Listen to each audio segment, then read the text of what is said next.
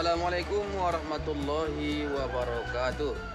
Baiklah teman-teman semua dimanapun Anda berada, pada video ini saya akan berbagi kepada teman-teman yaitu tentang cara membuat kecambah pinang seperti ini. Cara membuat kecambah pinang. Yang pertama tentunya kita harus sediakan dulu buah pinang yang sudah masak. Kita siapkan dulu buah pinang yang sudah masak, buah pinang yang sudah tua, yang tentunya harus kita ambil dari pohon indukan yang sudah tua. Kalau rekomendasi dari Dinas Pertanian, untuk pohon indukan sebagai syaratnya itu minimal umur indukannya berumur 10 tahun. Itu minimal. Tapi alangkah baiknya kita mencari pohon indukan pinang yang tentunya semakin tua semakin bagus. Kalau bisa 17 tahun ke atas atau 20 tahun ke atas, maka itu tentunya akan lebih baik. Semakin tua umur pohon indukannya, maka akan semakin baik kualitas pinang yang akan kita bibitkan nantinya. Baik teman-teman, itu yang pertama. Kita harus sediakan dulu buah pinang yang sudah masak. Kita ambil dari pohon indukan yang sudah tua.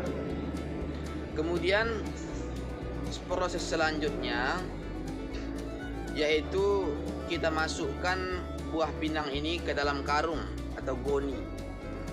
Disinilah kita lembabkan buah pinang yang masak ini ke dalam karung sampai buah ini menjadi membusuk.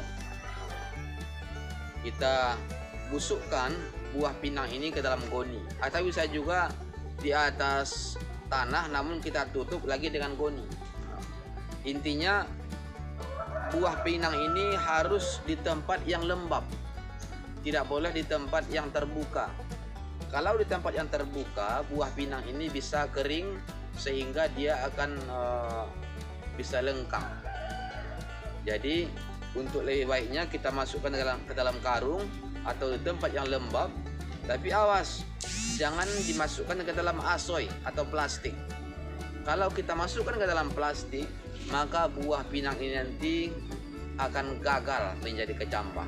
Dia akan rusak. Ini pengalaman saya.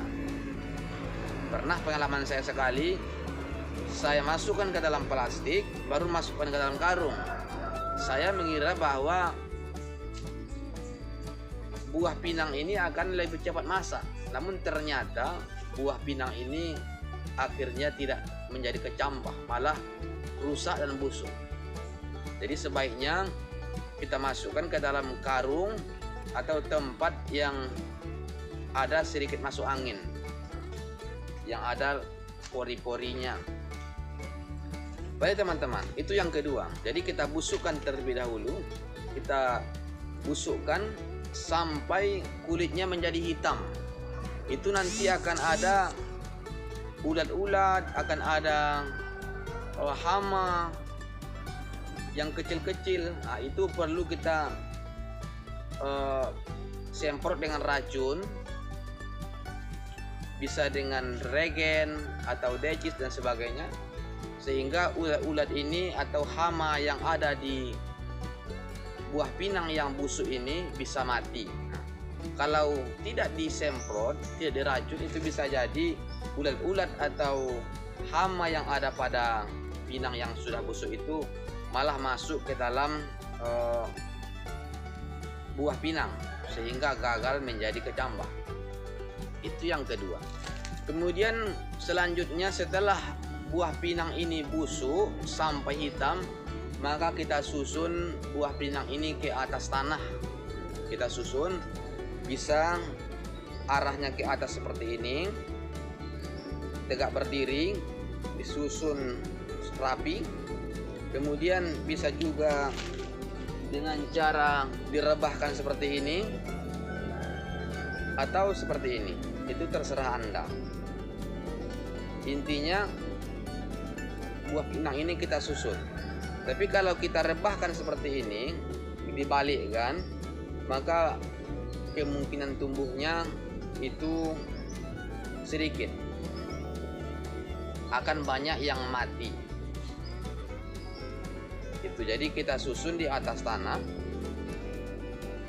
Setelah kita susun di atas tanah, maka kita tutup kembali dengan goni atau dengan karung.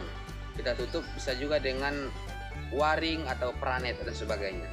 Intinya pinang ini tetap kita lembabkan. Tidak boleh langsung kena cahaya matahari karena dia akan bisa gagal menjadi kecampah. Baiklah teman-teman semua. Kemudian setelah kita susun di atas tanah, kita tutup dengan pranet, waring atau karung dan sebagainya, maka kita tinggal menunggu.